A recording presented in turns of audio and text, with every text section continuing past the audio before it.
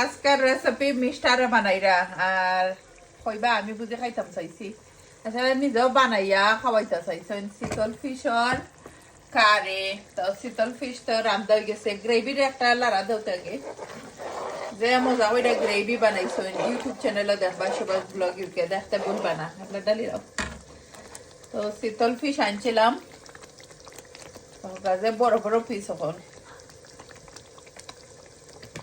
আল্লাহ জানে বাইঙ্গে বলতে হইব নি কার হার পছন্দর ফিশ কমেন্ট করবা আমার তো বেশি একটা পছন্দ নাই শীতল ফিশ যে গোসা গোসা লাগে খাওয়া যায় না